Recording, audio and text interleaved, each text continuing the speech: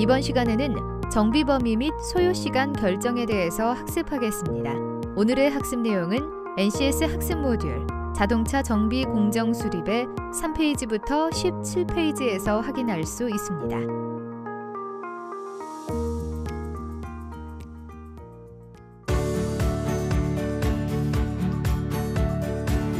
어려웠던 교육의 시간이 끝났다. 조금 더 명확하고 쉽게 알아보는 자동차 전기, 전자장치 정비 시간입니다. 안녕하세요. 저는 강도현입니다. 이번 시간은 자동차 정비 범위 및 소요 시간 결정에 대해 알아보려 하는데요. 오늘 강의를 소개해 주실 선생님을 모시겠습니다. 네, 안녕하세요. 네, 안녕하세요. 자동차 전기, 전자장치 정비 강의를 맡게 된 유충효입니다.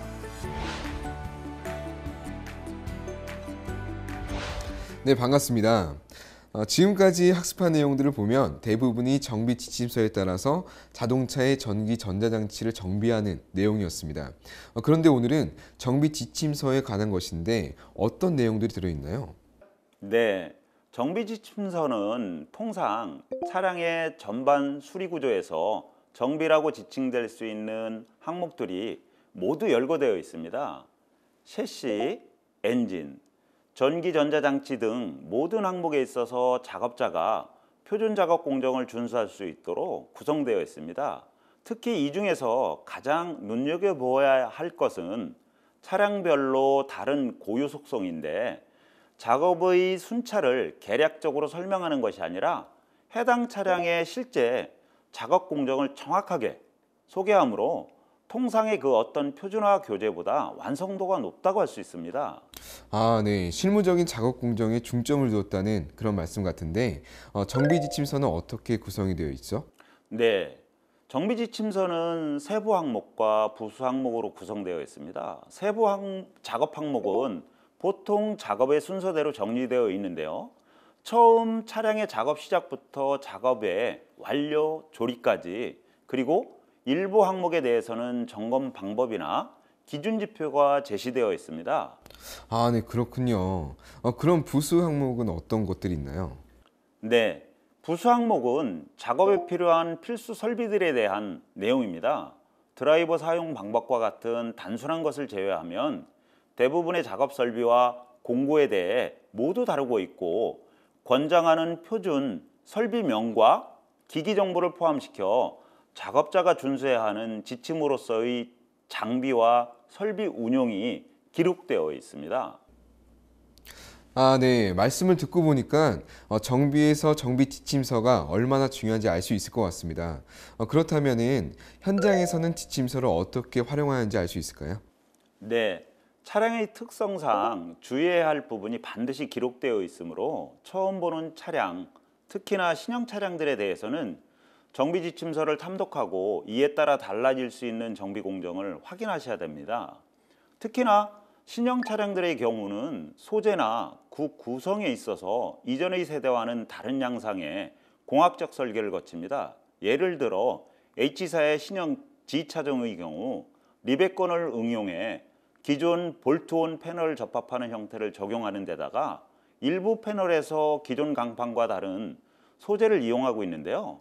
그렇기 때문에 일부 장비나 작업 방식이 적용될 수 없는 등의 한계가 있습니다. 따라서 정비사들은 매 차량마다 기본이 되는 정비 지침서를 확인하고 숙지하는 과정을 거쳐야 합니다. 네, 그렇군요. 정비 공정과 수리 방법을 결정하려면 알아야 하는 것이 참 많은 것 같습니다. 네, 자동차 정비 공정은 복합적으로 이루어지기 때문에 굉장히 심도 있게 다루어져야 하고 수리 방법 또한 특수성을 고려하여 자세히 들여다볼 필요가 있습니다. 네, 잘 알겠습니다. 초반 이야기가 좀 길어졌는데 본격적인 학습을 위해 자리를 옮겨서 계속하도록 하겠습니다.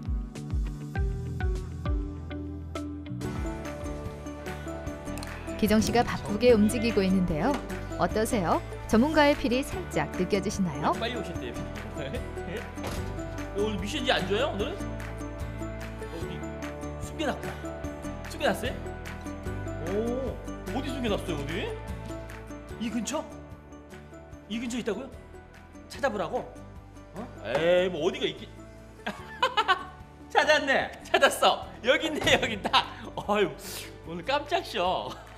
기대됩니다. 오늘의 깜짝쇼 기대됩니다. 정비 지침서에 따라 고장 진단 후 작업 범위를 결정하고 작업 시간을 산정하라. 아유, 오늘 아주 그냥 유쾌 발랄하게 시작하네요. 힘차게 출발하시죠.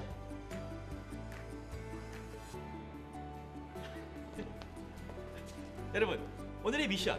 이 미션을 수행하려면 뭘 준비해야 할까요? 제가 준비하겠습니다. 제가 미션을 준비하는 동안 여러분들은 오늘의 NCS를 확인하세요.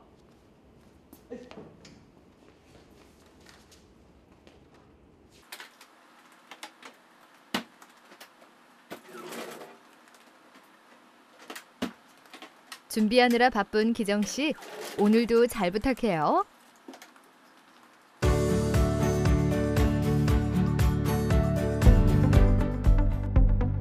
오늘 배울 내용의 NCS 정보를 확인합니다.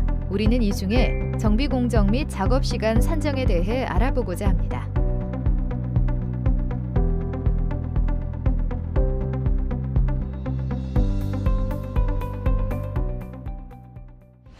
이번 시간 학습 목표와 학습 내용에 대해 알아보겠습니다. 이번 시간은 정비 범위 및 소요 시간 산정에 대해 알아보는 시간으로 학습을 통해 여러분은 정비 지침서에 따라 고장 진단 후 고장 부위에 대한 정비, 조정, 수리 등의 작업 범위를 결정할 수 있고 작업장의 시설과 환경을 고려하여 고장 부위의 정비 범위에 따른 작업 시간을 산정할 수 있습니다. 학습을 시작하기 전 핵심 용어를 확인하세요.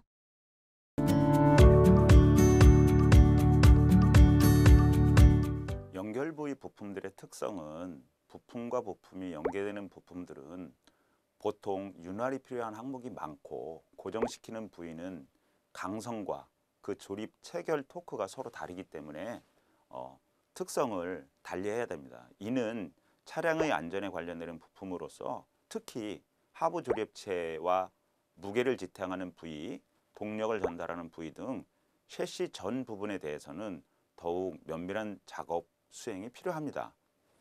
동력 전달 계통의 특성은요. 동력 전달 계통은 보통 강한 힘이 가해지는 경우가 많은데요. 이는 유연성보다는 수명과 마모도가 높아야 하는 특성을 가지며 통상 수리 주기가 매우 긴 편으로 설계됩니다. 주로 정비되는 계통은 아니지만 해당 부위의 고장은 분해 공정을 많이 포함하므로 작업 소요 시간이 길고 난이도가 높은 편입니다. 동력 변환 계통의 특성으로는 동력 변환 계통은 그 토크가 변화하는 시점에 뒤틀리는 힘을 받을 수 있는데요. 방향의 전환이나 회전 토크의 변환에 의한 동일한 재질을 사용하더라도 각각의 마모도와 파손 정도는 다를 수 있는데 이러한 요소를 감안해서 작업 시 조립체의 체결 상태를 확실히 확인하고 공정 계획 시에도 이러한 점검, 검사 수행을 면밀히 반영해야 합니다. 재질에 따른 특성은 고무나 플라스틱과 같은 연한 재질의 물품들은 대부분 파손 혹은 마모 시 교환하는 경우가 많은데요. 반면에 강성이 높고 단단하게 설계된 항목들은 대부분 조정이나 간단한 수리, 재조립 등으로 복원이 가능한 것이 특징입니다. 문제 발생 조건에 따른 특성은 차량의 주행 조건에 따라 해당하는 정비 요건이 달라질 수 있는데요. 문제 상황이 변속 중의 충격인지, 주행 중 충격인지, 노면이나 요철 등의 충격인지, 방향 전환의 충격인지 등을 해당하는 문제 발생 요인에 따라 점검 전 확인해야 할 주요 항목이 달라집니다. 노후 조건에 따른 특성은요. 노후된 차량의 경우 신차량에 비해 내구성이 낮고 녹슨 부품이 많을 수 있는데요. 대부분의 부속의 설계가 최신 차량에 비해 낮은 기술력을 반영한 경우가 많아 해당 문제 상황들의 원인이 차량의 노후인지 차체적 결함인지 수리가 가능한 요소인지에 대해서 판단해야 하며 조정 및 수리 등으로 가능한 부속이라도 녹이 슬거나 심하게 마모된 부위가 있다고 하면 교환 작업 등으로 대체할 필요가 있다고 할 수 있습니다.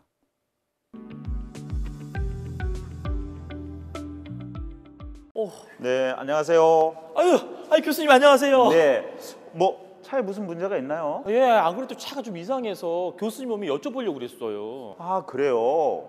어디가 고장인가요? 잘 몰라도 저기 엔진 쪽 이상한 것 같은데 한번 좀 봐주세요. 아, 그럼 우선 정비지침서를 보고 정비지침서에 따라서 고장 진단을 하고 고장 부위가 어딘지 한번 알아볼까요? 오, 고장 부위를 찾아서 바로 정비 작업으로 들어가면 되겠네요. 네네네. 일단 고장 부위를 찾아내면 작업 과정과 정비 범위를 파악하고 작업 시간을 산정해야 되는데요. 이때는 작업장의 시설과 환경을 고려한 후 결정하죠. 그럼 이 산정된 시간 안에 정비 공정은 어떻게 이루어질까요? 차량의 정비 공정은 복합적으로 이루어지는데요. 예를 들어 고객들이 단순하게 생각하는 타이어의 위치 교환 역시도 타이어와 휠을 너클에서 분리시키고 교체될 프로세스를 선정하여 그에 따라 교체 공정을 수행하게 되는데요. 이때 차량의 타이어 마모도 점검하며 필요시 제 역할을 하지 못하는 타이어는 교체가 이루어집니다. 이렇게 자동차 정비 공정은 단 하나의 업무만으로 한정되지 않으며 각각의 세부 작업들이 연계되어 이에 따른 공정을 수립하는 것입니다. 정비지침서상의 대부분의 작업 전반에 대한 순서가 분해부터 조립까지 순서로 나열되어 있습니다. 통상의 작업은 정비지침서의 작업 순서대로 따르면 되지만 복합적인 작업의 경우에는 일부 분해 조립 단계가 중첩되거나 혹은 생략 가능한 경우가 있어서 모든 작업에서는 스스로 작업 순서를 결정해 둘 필요가 있습니다. 또한 작업의 중복사항이 있는 경우에는 작업의 중간 경로를 합쳐 수행하되 혼돈이 없도록 각 작업의 순차를 명확하게 이해한 후 공정을 합쳐야 하고요. 작업의 순서 프로세서라고 하는데 프로세스에서는 항목과 수행 절차 그리고 수행 방법과 결과가 명시되어 이러한 항목들의 세부 특성에 따라 조금씩 항목 간 조정이 필요하게 됩니다. 한국표준협회에서는 서비스 분야의 자동차 정비 분야를 포함시켜서 KS 인증을 개발함으로써 이와 같은 모든 공정에 대해 정의하고 있는데요. 이는 추상적일 수 있는 자동차 정비 공정의 수립을 보다 명확하게 인지할 수 있도록 하고 있습니다. 프로세스 구축은 기본적으로 단순히 현장에서 구두 지시로 이루어지는 것을 글로 나열하는 것으로서 시작하지만 최종적으로는 이렇게 도시된 항목에 대해서 누락되거나 잘못된 부분이 있는지 피드백하고 이렇게 정리된 프로세스를 계속 개정해서 상황과 작업자에 맞는 프로세스를 완성해 가는 것이 최종 목적이 된다고 하겠습니다. 작업 방법은 크게 점검하기, 조정하기, 교환하기, 수리하기, 검사하기 순으로서 5가지로 구분합니다. 작업 방법의 첫 번째, 점검하기는 점검 중 대부분의 프로세스를 정리하는 것입니다. 우선적으로 작업 범위에 대한 대략적인 특성과 정보에 대해 알고 있어야 하며 해당하는 작업을 수행하기 전 어떤 작업자가 이 작업을 수행할 수 있는지에 대해서 판단할 수 있어야 합니다. 점검 시 작업자는 해당 작업 수행 내용의 범위를 결정하며 이 단계에서 대부분 공정이 수립되게 됩니다. 점검 후에는 조정하기를 거치게 되는데요. 이때는 숙련된 작업자라고 하더라도 정비지침서를 참조하여 작업해야 합니다. 조정 작업은 부품의 장력 혹은 체결 수준만으로 해당 증상을 조절할 수 있는 경우를 말하지만 대부분의 조정 작업에서는 일렬의 탈거 작업을 수행하게 되며 복잡한 조립 공정을 거친 부품일수록 해당 작업의 변경 폭에 따라 최종적인 영향력이 크기 때문에 모든 작업은 정비 지침서 및 관련 서류에 제시된 수치에 맞게 수행해야 합니다. 하지만 조정 작업에서는 강제로 해당 조립 및 체결 품목이 변동될 수 있는데요. 이는 과도한 힘을 주거나 부주의한 작업을 수행할 경우 파손으로 이어질 수 있으므로 각별하게 주의를 하셔야 합니다. 또한 외관상 녹이 슬거나 조정이 불가능한 정도로 노후된 품목에 대해서는 해당 계통으로 교환 작업할 것을 권장합니다. 다음 단계는 교환하기입니다. 교환 작업은 분해 조립 과정이 주를 이루는 일련의 작업으로서 원하는 부분의 부품을 분해내고 새 부품을 삽입하는 과정을 말합니다. 부품 교환 시 작업자는 해당 작업장의 매출 구분 외에도 해당하는 항목의 부품 비용이 고객 측에 부담되는 것을 인지하고 해당 총 작업 비용에 대한 부품 비용을 정확하게 산정하여 전달해야 합니다. 한편 교환이 필요한 항목을 억지로 재사용하거나 수리가 가능한 품목을 오판하여 교환해버리지 않도록 항상 유의해야 합니다. 공정 수립이 완료되면 이제 본격적인 수리하기에 들어갑니다. 수리 작업은 통상 재생산, 재가공이 가능한 품목에 대해서 다루며 포괄적으로 둘 때는 모든 공정의 작업은 수리하기로 통칭될 수 있습니다. 수리 항목에 대해서는 부품 가격 대비 적용되는 산정 공임을 판단해야 하는데요.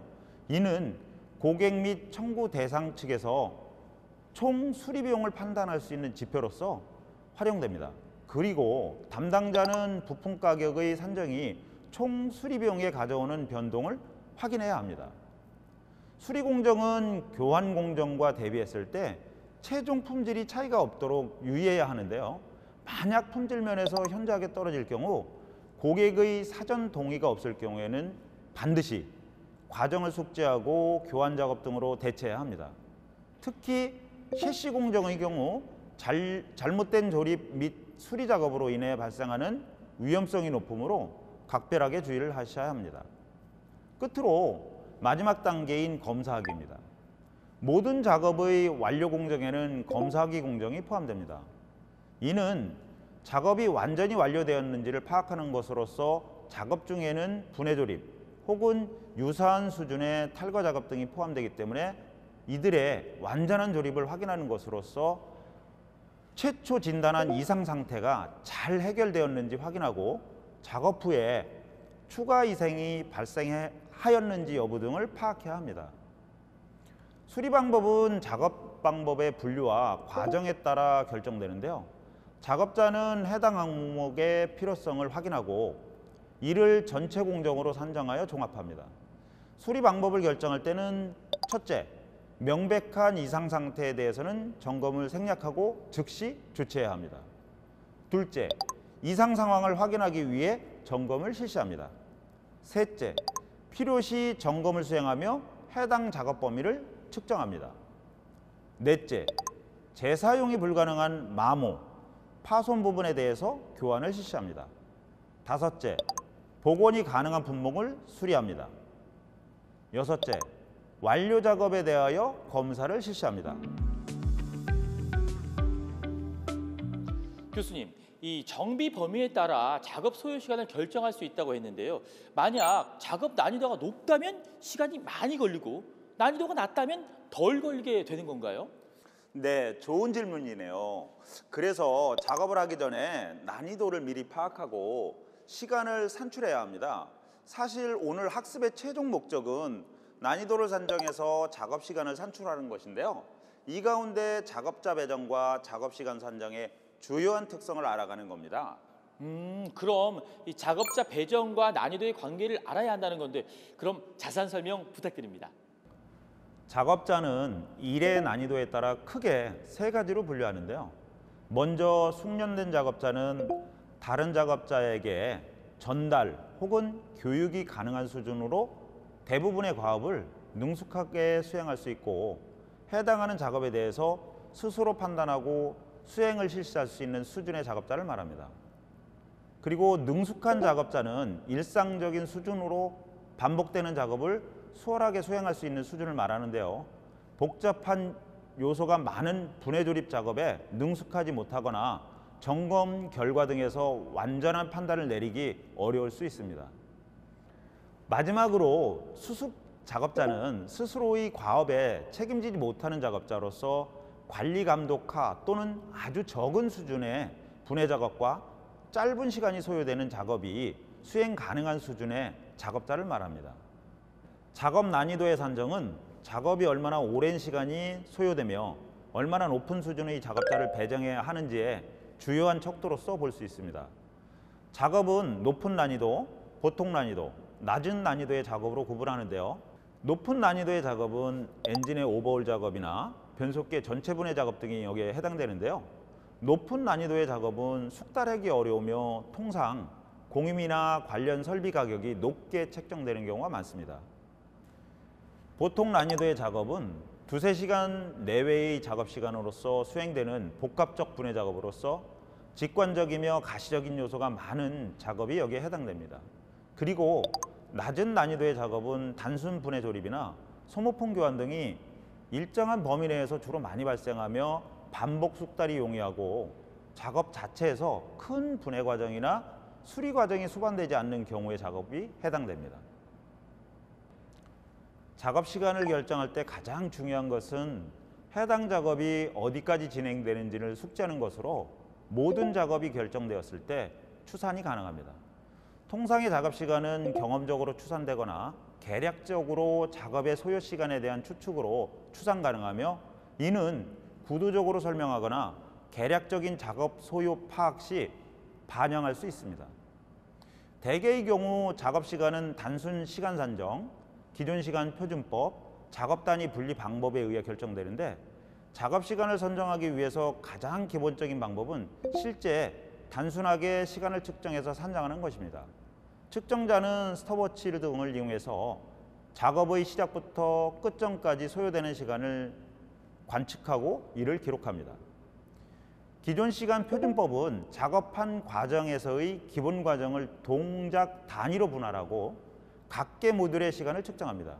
이렇게 짜여진 세분화된 시간 측정 결과는 각각의 동작 단위로 나열하여 하나의 작업에 필요한 동작을 구분하고 가장 이상적으로 작업이 가능한 경우를 나열해 하나의 작업 순차로 정렬합니다.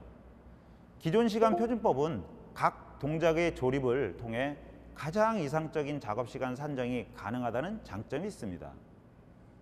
작업 단위 분리는 이전의 기존 시간 표준법으로 정산된 요소 작업과 이를 종합해 산출된 단위 작업, 그리고 이를 통합한 공정 단위와 총합적으로 위와 같은 공정을 단계별로 나열하는 전체 작업 공정 등으로 묶어서 할당하는 방식입니다.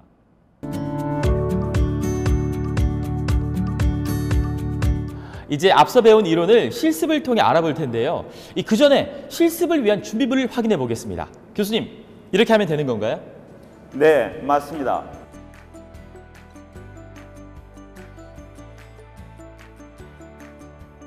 그리고 실습에서는 항상 안전이 중요하니 안전에 대한 유의사항도 함께 살펴보세요.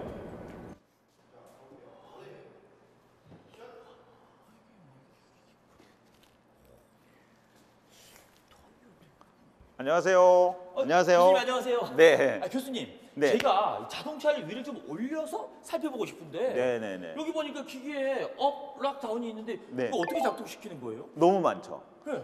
차량을 리프트에서 차량을 올리고 싶으실 때는 차량을 우선 리프트에 정위치에 시키십니다. 네. 정위치에 시키고 나서 이 고일목을 이용해서 차량이 흘러내리지 않도록 고일목을 먼저 바퀴에 채우십니다. 한번 먼저 해보시죠. 고인목을? 네. 네. 제가 고인목을 고정. 네. 네. 맞춰서 앞뒤로 탁. 오, 네. 됐습니다. 아주 잘하셨습니다. 잘하셨고요.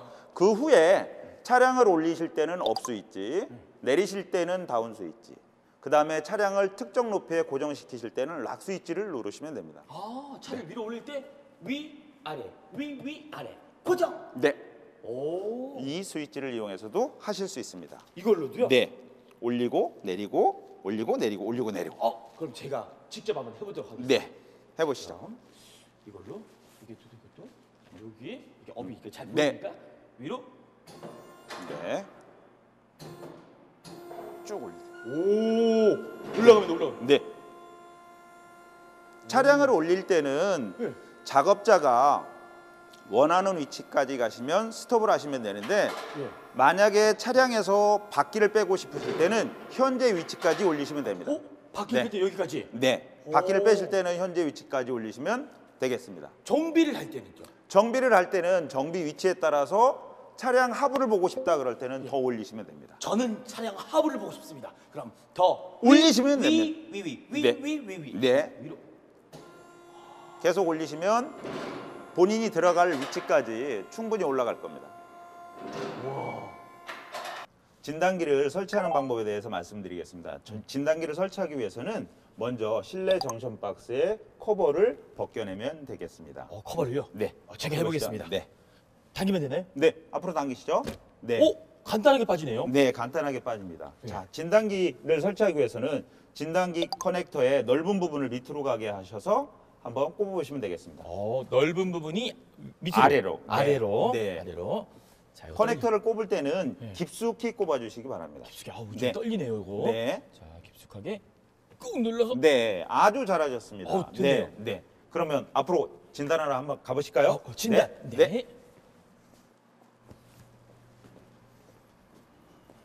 오, 네. 교수님 알려주세요. 네, 이게 진단기인데요. 진단기에 스위치를 먼저 누르십니다. 전원 스위치. 네, 전원 스위치. 들어왔다. 자, 예. 이후 엔터 스위치를 누릅니다. 엔터. 네. 그러면 차량과 통신을 하기 위해서 차량 통신 엔터를 누릅니다. 차량 통신. 네. 다음은 제조사를 선택합니다. 제조사. 네. 이후 차종을 선택합니다. 차종. 네. 차종은 여기. 하나 더. 네, 여기, 됐습니다. 엔터 여기네. 누르시고. 엔터. 네. 자, 이러고 나서 해당되는 시스템을 정하시면 되는데 지금은 자동차 내연기관을 보겠습니다. 한번 엔터 눌러보세요. 엔터. 네. 자, 엔터. 네. 눌렀습니다. 자, 엔진을 선택했으면 엔진 배기량에 따라서 선택을 하시면 되겠습니다. 배기량. 네, 잠깐만요. 배기량 선택하시고 오케이. 누르시고 자, 척척이네요. 이제 통신을 시작하는데 이후에 차량에 이상이 있는 부분을 진단을 합니다. 자, 자기 진단 코드를 한번 눌러보시겠습니다. 진단. 네, 자, 진단 한번 해주세요. 네. 자, 이상이 있는 부위가 이렇게 네. 고장이 나 있는 부위를 표출해 줍니다. 이 자동차 엔진 어디 여기가 바로 고장이 났다. 그렇죠. 야, 딱 뜨네요, 바로. 네. 그러면 똑똑하다. 이후에 이 부분을 소거하고 싶다, 기억 소거를 하고 싶다, 그러면 소거를 누르시면 됩니다. 소고 누르면 사라지고. 네, 한번 다시- 눌러보시죠. 소고 누르면 네. 다시 한번 엔터. 엔터? 네. 싹 네. 자기 진단 결과 정상입니다. 와, 정말 똑똑한 얘기네요. 똑똑하죠. 네, 맞습니다. 이거 똑똑하다, 똑똑해요. 이거 똑똑해. 네. 마지막까지 자세한 설명 감사합니다. 덕분에 정비 범위와 소요 시간을 결정하는데 자신감이 생겼습니다. 그래도 꾸준한 연습을 해야 한다는 것 잊지 마세요. 알겠습니다. 마무리할까요? 정비 범위 및 소요 시간 결정. 이제는 어렵지 않아요. 네, 어느덧 학습이 끝나는데요. 어떠세요? 이번 시간 학습 내용만 잘 기억하면 자동차, 전기, 전자장치 점검 분야의 전문가가 될 수 있을까요? 네, 전문가가 될 수 있습니다. 좋습니다. 오늘 학습한 내용으로 여러분 모두 자동차 정비 범위 및 소요 시간 결정에 대해서 자신감이 생겼을 거라 생각되어집니다. 이상으로 이번 시간 학습을 마무리하도록 하겠습니다. 어려웠던 교육은 가라! 앞으로도 알찬 교육으로 여러분을 찾아뵙겠습니다. 고맙습니다.